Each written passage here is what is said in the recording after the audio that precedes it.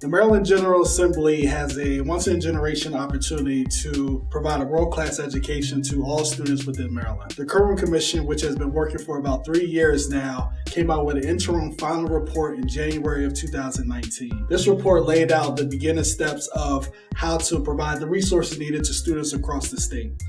From this report, the Maryland General Assembly has created the Blueprint for Maryland's Future, which is House Bill 1413 and Senate Bill 1030. So the bill and the recommendations from the Kirwan Commission is to fund this year $325 million and $750 million to begin the implementation process. The House fully funded the initiatives in their budget. However, in the Senate cut 1/3 of the education funding, especially to special education.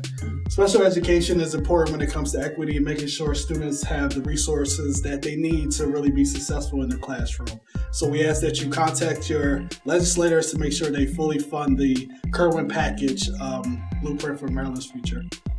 The ACLU has been working for over a decade to help Baltimore City rehabilitate and rebuild its school facilities. In Annapolis this year, school construction has been a hot topic with a lot of county delegations, the city delegation, as well as the governor filing their own school construction bills.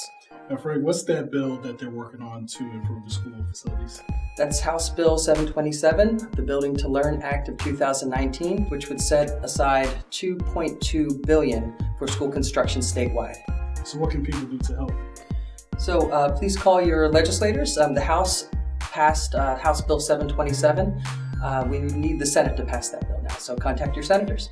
What's going on with school climate in Annapolis this year? Last week, the ACLU partnered with many different organizations, parent groups, advocates, including Baltimore Algebra Project, Be More Teachers Democracy Project, and others to advocate for opposition in House Bill 1373, which will allow school police and school resource officers to access and carry their guns throughout the school day.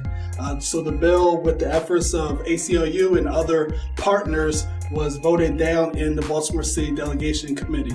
What else have we been working on in Annapolis as it relates to school climate? Absolutely. So the Commission to School to Prison Pipeline came out with a final report, and there have been a package of comprehensive bills that will support positive learning communities and restorative approaches in the classroom. They create a restorative approaches fund so that schools have access to additional resources to help train staff on some of these restorative approaches. They create a restorative board that's commissioned by the state, which will allow the implementation process to be covered by a board. They also provide guidance on school resource officers' conduct. As of now, all the bills except for one have crossed over to the Senate, so we ask that you contact your Senate legislators to vote for this package of restorative approaches bills, because we really want to set the tone in the classroom, along with all the different initiatives we're working on with school facilities and the Kirwan Commission.